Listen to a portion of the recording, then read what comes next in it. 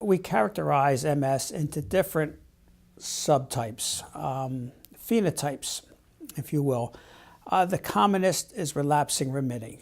And this is where you have an attack of something affecting the central nervous system, comes on acutely or subacutely, lasts for days to weeks, and stops. Now, it may resolve anywhere from 0 to 100%, meaning that you may be fully recovered, or you may be left with some residual deficit, a limp, numbness, tingling, change in vision.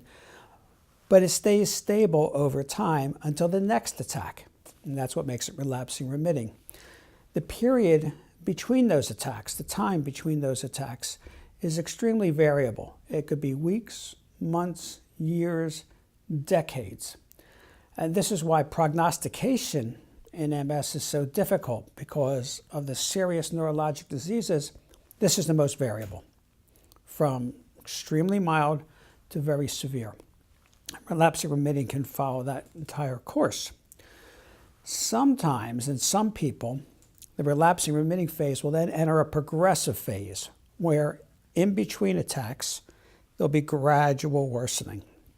And it's not inexorable worsening, so it can fluctuate, but they gradually worsen. And they may or may not have superimposed attacks, but that gradual worsening between attacks is progressive disease.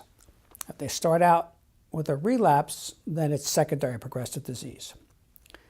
Some individuals, maybe 10 to 15% of MS, have what's called primary progressive MS. In primary progressive MS, they don't have an acute attack to start with. Instead, they start with the gradual worsening. Usually involves the legs, spastic paraparesis, and progresses on from there, again, at a variable rate.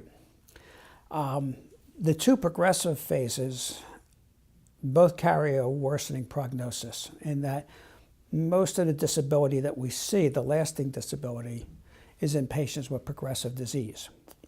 Now, when someone who starts out as primary progressive has an attack after they've already started the progression, we used to call that progressive relapsing MS.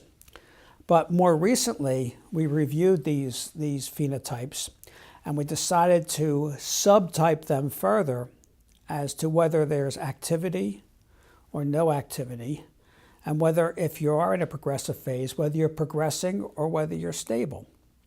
So what that does is, if you take a relapsing remitting patient and they come in to see you, you assess them for activity. Activity would be either an acute attack or a change in the MRI, a new T2 lesion or a new gadolinium enhancing lesion. And if that occurred over some fixed time period, and you could pick whatever period you want, we recommended 1 year.